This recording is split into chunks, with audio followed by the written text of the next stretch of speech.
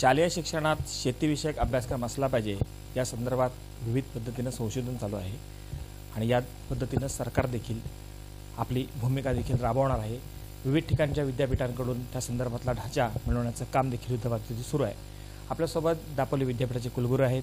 मी त्यांच्याकडून जाणून घेणार आहे की विद्यार्थ्यांना शेतीची धडे किती आवश्यक आहेत आणि त्या संदर्भामध्ये त्याच्याशी बातचीत करतोय। कशा स्वरूपाचं हे धोरण राबवलं जाणार आहे आणि कशा आपण बघताय याकडे? कृषीचं बघितलं तर कृषी हा तसा नवीन व्यवसाय नाही आहे। कृषीचा आपण विचार केला तर वडिलोपार्जित किंवा 5000 वर्ष चाललेला हा एक व्यवसाय आहे असं तुम्ही म्हणा। लोक म्हणतात ॲग्रिकल्चर तोट्यात आहे, तोट्यातला व्यवसाय फार काळ टिकत नाही, पण हा व्यवसाय टिकला आणि या व्यवसायाचं महत्त्व कोरोना काळामध्ये प्रकर्षाने जाणवलं। जे कोरोना काळामध्ये बाकी सगळे देश अडचणीत आले त्यावेळी भारत कधी अडचणीत आला नाही, कारण भारताने त्यावेळी कारण ज्या देशाला अन्नधान्याची सुबकता आहे तो कधी अडचणीत येत नाही। आता हा राहिला मुद्दा आहे, पण आज आपला समाज शेतीपासून दूर जायला लागला, नंबर 1। आणि नंबर 2 म्हणजे शेतीपासून शेतीचे जे अन्य प्रॉडक्ट आपण तयार करतो म्हणजे प्रोसेसिंग त्याच्यापासून दूर जायला लागलेलं आहे। म्हणून आज शालेय शिक्षण मंत्रालयाने महाराष्ट्राचे जे ठरवलं की पहिलीपासून शेतीची नॉलेज लोकांना द्यायचं, हा अत्यंत स्तुत्य उपक्रम आहे आणि त्याच्यामुळे मुलांना शेतीची आवड होते। आता शेती याचा अर्थ नांगर धरून शेती करणं असा नाही आहे, तर आधुनिक शेती वा शेती एका उद्योगधंद्यासारखी करणं हा त्याच्यामध्ये अभिप्रेत आहे।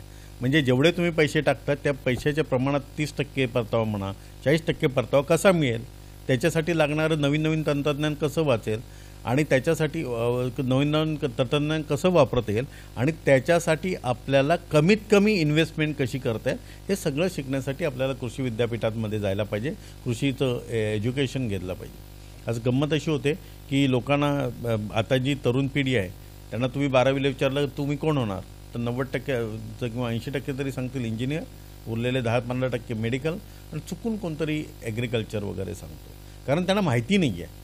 म्हणून आम्ही असं ठरवलेलं होतं की आपण 8वी ते 11वीच्या मुलांना दापोलीमध्ये बोलवायचं, सगळे आमच्या कोकणातल्या 5ही जिल्ह्याच्या मुलांना बोलवायचं आणि त्यांना कृषी विद्यापीठ म्हणजे काय, कृषी विद्यापीठामध्ये शिक्षण कशा पद्धतीने होतं, विद्यापीठामध्ये शिक्षण घेतलेले विद्यार्थी कसं संशोधन करतात, मार्केटमध्ये कशी काय कामं करतात आणि विद्यापीठाचं विस्तार शिक्षण कसं चालतं आणि ह्या सगळ्यामध्ये तुम्ही काय करू शकता हे विद्यार्थ्यांना सांगणं हा एक प्रकारचा उद्देश आहे। किती विद्यार्थी त्याच्यामध्ये सहभागी झाले होते? संपूर्ण राज्यभरातून विद्यार्थी आले होते? कसं नियोजन केलं आहे आणि एकूण संख्या किती होती?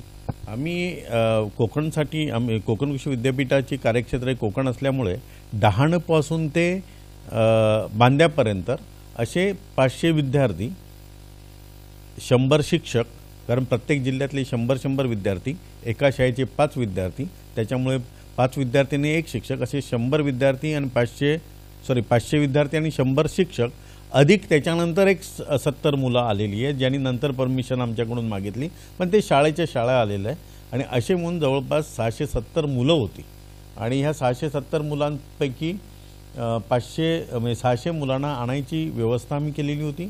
महाराष्ट्र स्टेट म्हणजे आपलं STच्या आपण गाड्या बुक केलेल्या होत्या, त्या ठिकाणी आमचं संशोधन केंद्र आहे, प्रत्येक जिल्ह्यामध्ये त्यांना ती गाडी बुक करायला सांगितली होती, त्यांनी त्या पद्धतीने सकाळी मुलं कलेक्ट केली। मुलांना येतानाही रस्त्यातला जेवायचा, रस्त्यातलं ब्रेकफास्ट या सगळ्याची आपण व्यवस्था केलेली आहे। शिक्षणामध्ये जर कृषीच्या संदर्भात अभ्यासक्रम जर राबवायचा झाला तर कशा पद्धतीचा ढाचा बनवावा लागेल, कसं असेल? कारण शालेय शिक्षणामध्ये राबवायचं झालं तर त्यांना प्राथमिक तरी माहिती द्यायला लागेल, कारण पहिलीपासून ते 10वीपर्यंत आपल्याला त्यांना शिकवायचं। त्याला पहिल्यांदा कृषीचं महत्त्व, कृषीची ओळख ह्या 2-3 गोष्टी फार महत्त्वाच्या त्याला दाखवायला लागतील आणि कृषीची ओळख आणि कृषीची सगळी ही माहिती ज्यावेळी देतो त्यावेळेला सगळ्यात महत्त्वाचं म्हणजे शिकवणाऱ्या माणसाला हे सगळं माहिती पाहिजे। आजच्या घडीला शिकवणार नवीन ॲग्रिकल्चरचा माणूस जर नेमू शकत नसतील तर जे शिकवणार आहेत त्यांचं ट्रेनिंग विद्यापीठातनं घेणं गरजेचं आहे। जसं शालेय शिक्षण मंत्री म्हणाले की आम्ही मेमध्ये त्यांना एखादं ट्रेनिंग आपल्याकडे ऑर्गनाईज करू, तर तशा पद्धतीचं त्यांना ट्रेनिंग द्यायला लागेल। म्हणजे पहिल्या वर्षीच्या मुलांना काय ओळख करून द्यावी, दुसऱ्या वर्षीच्या मुलांना काय ओळख करून द्यावी आणि 10वीच्या मुलाला काय द्यावी, आम्हाला एक सिलेबस करायला लागेल। पहिलीच्या मुलाला फक्त तोंड ओळख असावी, झाडांची माहिती असावी, दुसरीच्या मुलाला ती झाडं लावायची कशी ती माहिती असावी, तिसरीच्या मुलाला त्याच्या पुढचं असेल आणि 5वीपासून मुलाला सायंटिफिक बेस द्यायला लागेल की बाबा ही झाडं अशी का लावायची आहे किंवा ह्या झाडामधून आपल्याला काय करता येईल। तर 10वीच्या मुलापर्यंत आपल्याला प्रोसेसिंग कसं करता येईल हे जुजवी नॉलेज द्यायला लागेल, जेणेकरून 12वीला तो बाहेर पडल्यानंतर ॲग्रिकल्चरला ॲडमिशन घेतल्यानंतर त्याला बरंचसं त्यातलं कळेल। विद्यार्थ्यांचा प्रतिसाद कसा होता, उत्साह कसा होता? अत्यंत उत्तम प्रतिसाद होता. खरं आम्ही स्वतःच काळजीत असं होतं की एकदम 600 मुलं एकत्र ठेवल्यानंतर त्यांचं कसं होईल. पण ज्यावेळेला मी सकाळी प्रत्येक मुलाकडे जात होतो, मी ह्या कपड्यातनं जात नव्हतो, एक साधे कपडे घालून जात होतो. काय बाबा कसं झालं तुझं काय, तर ते एवढे आनंदी होते. त्यातल्या काहींनी सांगितलं की मेरी आम्हाला अशी धाडायला लागते माहितीच नाही म्हणा. काही मुलं जाऊन ती माहिती लिहून घेत होती. काही मुलांकडे कॅमेरे होते, ते फोटो काढत होते. म्हटलं फोटो का काढताय, तुमच्या घरी नाही सर मेरी अशी लागते आम्हाला माहिती नाही सर, आमचे हे फिशरीजचं होतं ते म्हणे आम्हाला माहिती नाही. कोणी झाडाच्या जाती लिहून घेत होते, आपल्या भाताच्या जाती लिहून घेत होते. कोणते मधमाशींचं स्टिंगले म्हणजे जे दंश न करणाऱ्या मधमाशींची माहिती घेत होते. मला खूप बरं वाटलं, म्हणजे मुलं क्युरियस आहेत. जागतिक बँकेचं सहकार्य आणि हा सगळं धोरण हे यशस्वी मार्गाने जाईल. नक्की आम्हाला याच्यासाठी जागतिक बँक आणि Indian council of agriculture research यांचं सहकार्य मिळालेलं आहे. पण ह्या कसं आता तुम्हाला हे दृश्य परिणाम आता लगेच दिसणार नाही. म्हणजे आता आम्ही त्यांना बोलवलं आणि लगेच तुम्हाला दिसलं असं दिसणार नाही. पण ह्या 600 पैकी 200 मुलं आली किंवा 300 मुलं जरी उद्या ॲग्रिकल्चरला इथे ॲडमिशन घेतली तर लक्षात घ्या एका गावातले 5 जण आहे.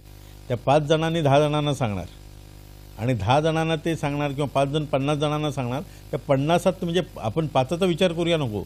ते शाळेमध्ये जाऊन सांगितल्यानंतर 50 लोकातली 10 जरी लोक इथे आली तर हे वाढत जाईल प्रमाण.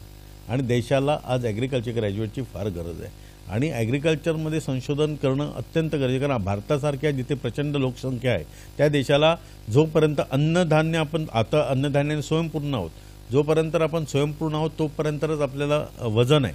आपण जर अन्नधान्याच्या बाबतीत पारतंत्र्यात गेलो तर अडचणीत जाऊ शकतो. म्हणून ॲग्रिकल्चर हा भारताला अत्यंत गरजेचा विषय आहे. कृष्णकांत साळगावकर, TVN मराठी, दापोली, रत्नागिरी.